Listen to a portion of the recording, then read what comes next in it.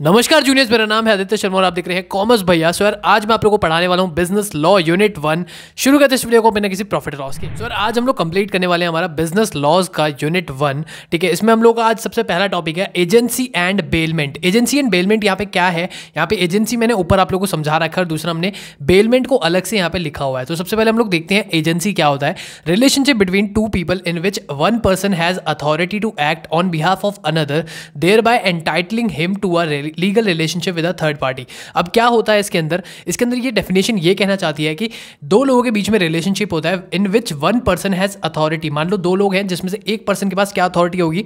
To act on the behalf of another. मान लो मैं अपनी अथॉरिटी किसी एक दूसरे बंदे को दे देता हूं कि भाई तू जा थर्ड पार्टी से मेरे नाम पे कोई भी डीलिंग कर ले, कोई भी चीज कर ले। ठीक है, और एजेंसी वगैरह का आप लोगों को जो दिखता है ना, ये लाइफ इंश्योरेंस वगैरह के अंदर आप लोग इसको रिलेट कर सकते हैं कि उसके अंदर मैं अपनी अथॉरिटी किसी एक दूसरे बंदे को देता हूं, किसी एक एजेंट को देता हूं कि हाँ भाई तू जाके मेरा कोई इंश्योरेंस ले ले या फिर कुछ भी कर ले। सो उसके अंदर अथॉरिटी देते हैं हम किसी थर्ड पार्टी के साथ लीगल रिलेशनशिप बनाने की।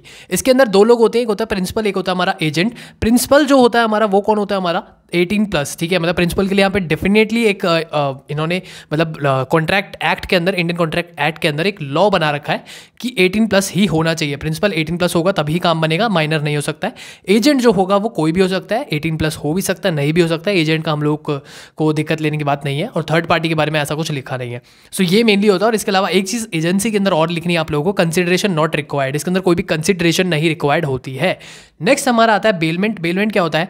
Bailment is delivery of goods by one person to another. मतलब एक पर्सन से दूसरे पर्सन को हम लोग क्या कर रहे हैं? डिलीवरी ऑफ गुड्स कर रहे हैं, गुड्स को हम डिलीवर कर रहे हैं।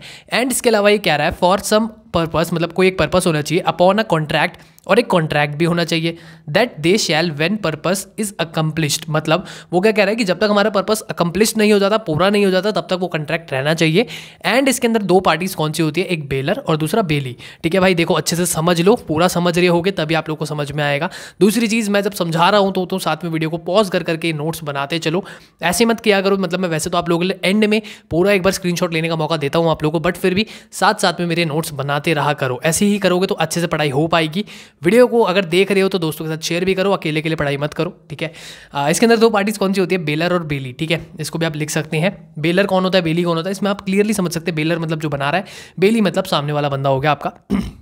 अब नेक्स्ट आता है इसके अंदर कुछ रिक्वायर्ड साइट्स है जो आप लोगों को याद रख सकते हो आप। क्या रिक्वायर्ड साइट्स है? सबसे पहले आप लोगों का कॉन्ट्रैक्ट होना चाहिए, दूसरा डिलीवरी ऑफ पोजीशन, मतलब डिलीवरी की एक पोजीशन होनी चाहिए। इसके अलावा पर्पस होना चाहिए, बिना पर्पस के आप क्या ही कर लोगे।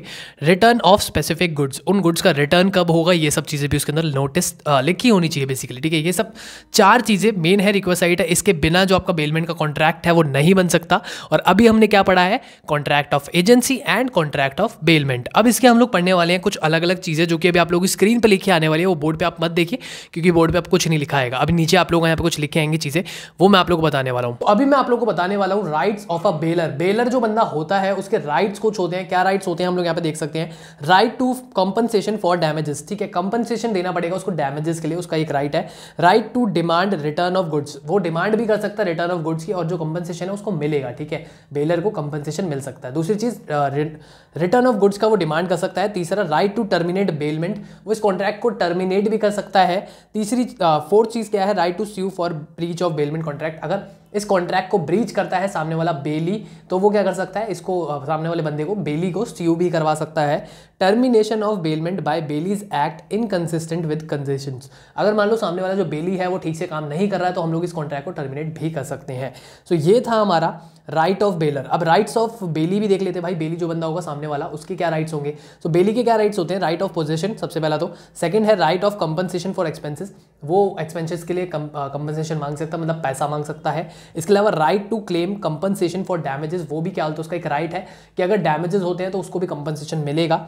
राइट टू लियन, और लास्ट आप लोगों का right to recover compensation for fault of bailor. अगर बेलर की फॉल्ट की वजह से कोई कंपनसेशन, मतलब कुछ भी नुकसान होता है तो उसका कंपनसेशन भी मिलेगा। सो आप लोग ये राइट्स आ जाते हैं। और इसके अलावा ड्यूटीज़ भी आती है, तो मैं एक बार आपको जल्दी से ड्यूटीज़ भी बताता हूँ। बेलर की ड्यूटीज़ क्या होती है? Duty to disclose known defects, मतलब अगर कोई डिफेक्ट है तो उसको बता देना है। Duty to provide clear instructions देने चाहिए ताकि कोई गलती ना हो। Duty to pay necessary expenses, जितने भी खर्चे हैं वो उसको पे करने चाहिए। Duty to indemnity the bailee, जो बेली है उसको एक इंडेमनिटी की ड्यूटी भी देनी चाहिए, इंडेमनीफाई करना चाहिए basically. Duty to allow inspection, inspection के लिए भी उसको अलाउ करना चाहिए कि भाई देख ले तू पहले से सारे गुड्स ठीक है या फिर नहीं है। अगर हम बात करें ड्यूटीज़ ऑफ बेली की, तो duty to take responsible care, उसको जो भी गुड्स मिले हुए हैं उसकी ठीक से केयर करनी चाहिए। Duty to return the goods, जो भी गुड्स हैं उनको आराम से रिटर्न करे वो टाइम से। Duty to render accounts, accounts ठीक से मैनेज करे। Duty not to mix goods, और गुड्स को मिक्स भी ना करे क्योंकि उसके पास बहुत सारे लोग होंगे ना, तो उनको मिक्स भी ना करे। तो ये था आप लोगों का पूरा मैं आप लोगों को जो बता रहा था ड्यूटीज के बारे में, और थोड़े से आप लोगों को राइट्स मैंने बता दिए। सो नेक्स्ट टॉपिक है हमारी वीडियो का contract of indemnity. Contract of indemnity क्या होता है? A contract by which one party promises to save the other from the loss caused to him by the conduct of the promisor himself और by the conduct of any other person. मान लो देखो इसके अंदर क्या होता है, इसके अंदर दो पार्टीज होती है, एक हमारा प्रोमिसर होता है और दूसरा हमारा प्रोमिसी होता है, ठीक है। तो जो प्रोमिसी होता है ना, उसको ये जो बंदा होता है मतलब प्रोमिसर होता है, उसको कॉन्ट्रैक्ट मतलब एक कॉन्ट्रैक्ट बनाता है और उसको प्रॉमिस करता है। क्या प्रॉमिस करता है? कि आपकी जो भी चीज़ है या फिर आपका जो भी चीज़ है, मतलब a contract by which one party promises to save the other, मतलब मान लो मेरा किसी ने इंडेमनिटी का कॉन्ट्रैक्ट बना दिया, ठीक है। अब मेरा जिस बंदे ने कॉन्ट्रैक्ट बनाया होगा ना, उसके हाथ में मेरी जिम्मेदारी चली गई कि भाई मेरे को हर लॉस से ये बचाने वाला है, ठीक है। मेरे को कुछ भी लॉस होता है, चाहे वो सामने वाले बंदे से हो, चाहे एक स्पेसिफिक पर्सन से हो या फिर किसी भी अनदर पर्सन से हो, मुझे कौन बचाएगा? मेरे को सारे लॉस की टेंशन लेने की जरूरत नहीं है, क्योंकि सामने वाला जो प्रोमिसर है मेरा वो मुझे बचा लेगा, ठीक है।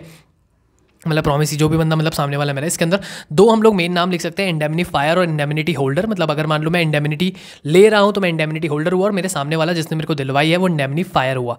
इसके अंदर कुछ कंडीशंस है, there must be an offer और एक्सेप्टेंस, मतलब एक ऑफर होना चाहिए और एक्सेप्टेंस होनी चाहिए। दूसरा, contract must be for legal purpose, ये लीगल पर्पस के लिए ही होना चाहिए। कॉन्ट्रैक्ट में बी एक्सप्रेस और इम्प्लाइड फ्रॉम द कंडक्ट, ये इम्प्लाइड होना चाहिए या फिर कंडक्ट होना चाहिए, एक्सप्रेस होना चाहिए। Contract must be for protecting, और प्रोटेक्टिंग के लिए होना चाहिए, ऐसा नहीं होना चाहिए कि किसी और चीज़ के लिए हम लोग इंडेमनिटी का कॉन्ट्रैक्ट बना रहे हैं, ठीक है। सो इंडेमनिटी का कॉन्ट्रैक्ट बेसिकली किस चीज़ के लिए बनता है? प्रोटेक्शन के लिए बनता है। सो एक बार आप अच्छे से देख सकते हैं, नोट डाउन कर सकते हैं इंडेमनिटी के कॉन्ट्रैक्ट को। नेक्स्ट चलते हैं हम लोग कॉन्ट्रैक्ट ऑफ गारंटी पे। अब क्योंकि वीडियो लंबी हो रही है तो मैं थोड़ा सा आप लोगों को जल्दी खींचता हूँ। Contract to perform the promise और discharge the liability of the defaulting party in case he fails to fulfil his promise. अब इसके अंदर क्या कहना चाह रहा है contract to perform the promise? मतलब एक बंदे को हम प्रॉमिस करते हैं, गारंटी देते हैं बेसिकली, इसके अंदर कोई भी चीज़ की गारंटी मिलेगी और वो अगर फेल हो जाता है तो क्या होगा? उसको बेसिकली लाइबिलिटी भरनी पड़ेगी, मतलब पैसे भरने पड़ेंगे। इसके अंदर एक होता है प्रिंसिपल डेटर, मतलब मेन जो बंदा होगा प्रिंसिपल डेटर हो गया। दूसरा बंदा क्रेडिटर होगा, जिससे हम पैसे ले सकते हैं, मतलब जिसको बेसिकली पेमेंट करनी है। नेक्स्ट होगा हमारा श्योरिटी और गारंटर, ठीक है। ये जिससे पैसे लेने हैं, ये जिसको पैसे देने हैं। श्योरिटी और गारंटर मतलब जो गारंटी दिलवा रहा है, दे रहा है। Must be made with agreement of all three parties, ये जो तीनों पार्टीज है इनके अग्रीमेंट से ही बनेगा। कंसिडरेशन होना चाहिए, पैसा पूछे की बातचीत होनी चाहिए। लाइबिलिटी भी होती है इस कॉन्ट्रैक्ट के अंदर, क्योंकि पेमेंट लाइबिलिटी में मतलब इसके अंदर ना कर्जा ही बन रहा है एक तरीके से। Presupposes the existence of debt, क्योंकि हम लोग पहले से मान के चल रहे हैं इसके अंदर डेट होगा, तो presuppose existence of debt. Must contain all essentials of valid contract, हम लोग सारे ही कॉन्ट्रैक्ट के मतलब हम लोग सारे एसेंशियल्स को नोट डाउन करके चलेंगे, कंटेन करके चलेंगे। No concealment of fact, fact की कोई कंसीलमेंट इसके अंदर नहीं होनी चाहिए, छुपाना नहीं चाहिए। इसके अंदर ना एक वर्ड यूज हो रहा है डेटर, डेट, क्रेडिटर, ये ना थोड़े से कॉमर्स के वर्ड हैं, तो मैं आप लोग को एक बार अच्छे से समझाया। तो डेट का मतलब होता है कर्जा, मतलब ये जो DEBT यहाँ पे आप लोग को दिख रहा है उसका मतलब होता है कर्जा। इसके अलावा हम लोग अगर डेटर की बात करें, डेटर मतलब जिससे पैसे लेने हैं, क्रेडिटर मतलब जिसको पैसे देने हैं। सो ये था आपका contract of guarantee. Last topic है हमारा contract of pledge. Pact between two और मोर पार्टीज, दो और दो से ज़्यादा पार्टीज के बीच में एक पैक्ट होगा, अग्रीमेंट होगा। आउटलाइनिंग द स्पेसिफिक स्टेप्स, कुछ स्टेप्स को आउटलाइन करेंगे, स्पेसिफिक स्टेप्स को, that each will take to fulfil a predetermined objective. दोनों का मतलब कुछ ना कुछ ऑब्जेक्टिव होगा, उसको हम बोलते हैं प्लेज लेना, ठीक है। वैलिड कॉन्ट्रैक्ट होता है, ट्रांसफर ऑफ पोजीशन होता है, प्रोटेक्शन फ्रॉम डेट होता है। इसके अंदर भी प्रोटेक्शन फॉर डेट मतलब कर्जे से, मतलब या फिर कोई भी मेरा ऐसा है ना कि कर्जा होने वाला है तो उससे प्रोटेक्शन मिल जाती है मुझे। इम्पॉसिबल टू ट्रांसफर ओनरशिप, इसके अंदर हम लोग ओनरशिप को ट्रांसफर नहीं कर सकते। गुड्स रिटर्न आफ्टर पेमेंट, और गुड्स को रिटर्न कर दिया जाता है पेमेंट के बाद, ठीक है। अभी ये सारा का सारा तो चलो आप लोग स्क्रीनशॉट ले लेना, बट उससे पहले मैं आप लोग को दो डिफरेंसेस बताने वाला हूँ, जल्दी से सुन लीजिए। एक डिफरेंस है आप लोगों का जो कि रिपीटेडली पूछा जाता है एग्जाम के अंदर, difference between bailment and pledge, मतलब कॉन्ट्रैक्ट ऑफ बेलमेंट और कॉन्ट्रैक्ट ऑफ प्लेज के बीच में कुछ डिफरेंसेस आप लोग को पता होने चाहिए। सबसे पहला ट्रांसफर नेचर पता होना चाहिए आप लोगों को। बेलमेंट के अंदर क्या होता है? Goods are transferred for a short period within a specific objective, goods को हम लोग शॉर्ट पीरियड के लिए ट्रांसफर करते हैं।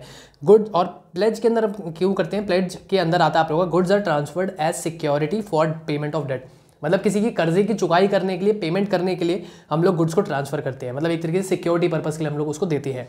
अगर लीगल डेफिनेशंस की बात करें कौन से एक्ट के अंदर दोनों आते हैं, बेलमेंट वाला आता है हमारा सेक्शन 148 के अंदर और प्लेज आता है हमारा सेक्शन 172 के अंदर, तो ये आप लोग को याद रहना है। कंसिडरेशन की अगर बात करें हम लोग तो बेलमेंट के अंदर मे और मे नॉट भी प्रेजेंट, मतलब हो भी सकता है और कंसिडरेशन नहीं भी हो सकता, बट अगर प्लेज की बात करें तो ऑलवेज कंसिडरेशन प्रेजेंट होगा ही होगा, ठीक है।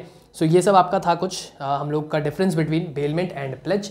अब अगर हम लोग एक और डिफरेंस की बात करें जो कि होता है हमारा बेलमेंट प्लेज के अलावा इंडेमिनिटी और गारंटी। इंडेमिनिटी और गारंटी का भी मैंने रिपीटेडली देखा, ये क्वेश्चन आता रहता है, तो आपको ये भी पता होना चाहिए। सो इंडेमिनिटी के बारे में मैं आप लोगों को मतलब इन दोनों के बीच का जो डिफरेंस है वो आप लोगों को समझा देता हूँ। सबसे पहला जो हमारा डिफरेंस है पॉइंट है वो क्या कहता है कि a contract of indemnity is a contract by which one party promise, मतलब आप पीछे डेफिनेशन लिखी है उनको याद कर लीजिए, सबसे पहले तो वही आप लिख के आ सकते हैं। दूसरा जो हमारा कॉन्ट्रैक्ट ऑफ इंडेमिनिटी होता है उसके अंदर जो लाइबिलिटी होती है ना, वो कौन सी लाइबिलिटी होती है, प्राइमरी लाइबिलिटी होती है, उसके अंदर कोई भी सेकेंडरी लाइबिलिटी नहीं होती। बट अगर हम लोग गारंटी की बात करें तो उसके अंदर सेकेंडरी लाइबिलिटी होती है। अगर हम लोग इसके अलावा बात करें the contract between the promisor and the promisee hold is express and specific, जो हमारा इंडेमनिटी वाला होता है ना उसके अंदर एक्सप्रेसिव होता है, स्पेसिफिक होता है, ठीक है। और जो हम लोग अगर गारंटी वाली की बात करें तो उसके अंदर कुछ भी ज़्यादा एक्सप्रेसिव नहीं होता, उसके अंदर कुछ भी ज़्यादा स्पेसिफिक नहीं होता है। इंडेमनिटी वाले के अंदर हम लोग प्रोटेक्ट करते हैं, प्रोटेक्शन दिलवाते हैं, और जो गारंटी होता है उसके अंदर हम लोग को किसी भी चीज़ की, एक चीज़ की गारंटी दिलवाते हैं कि हाँ भाई तुम्हारे साथ ये नहीं होगा, वो नहीं होगा, उसके अंदर कुछ मतलब हम लोग चीज़ बता देते हैं हाँ इस चीज़ से आप लोगों को लॉस नहीं होने वाला है। बट इंडेमनिटी के अंदर हम लोग कोई भी चीज़ से जो भी मतलब सामने वाला पर्सन हो गया, कोई अदर पर्सन हो गया, उनसे क्या करते हैं, बचाते हैं। सो अब आप लोग ले सकते हैं जल्दी से इसका स्क्रीनशॉट, जल्दी से ले लीजिए इसका स्क्रीनशॉट। और ये था हमारा यूनिट 1 पूरा का पूरा, मैंने आप लोगों को समझा दिया। आप लोगों की डिमांड पे बिजनेस लॉ की सीरीज में लेके आ चुका हूँ, यूनिट 1 कंप्लीट हो चुकी है। अगर आप लोगों को बाकी भी वीडियोस चाहिए, बाकी भी यूनिट्स को मैं कंप्लीट करवाऊँ जल्दी से जल्दी, अगर आप ये चाहते हैं तो प्लीज़ अपने दोस्तों के साथ वीडियो को शेयर करिए, वरना मेरे लिए ही मुश्किल हो जाता है कि मैं बिना मोटिवेशन के वीडियोज़ को बना रहा हूँ, ठीक है। तो मेरे को भी मोटिवेट थोड़ा सा करो आप लोग, वीडियोज़ को शेयर करो अपने सारे दोस्तों के साथ, सारे क्लासमेट्स के साथ। बाकी वीडियो अच्छी लगी तो वीडियो को लाइक करो। मैं मिलता हूँ आपसे अगली वीडियो में, पिक लेते ही, धन्यवाद।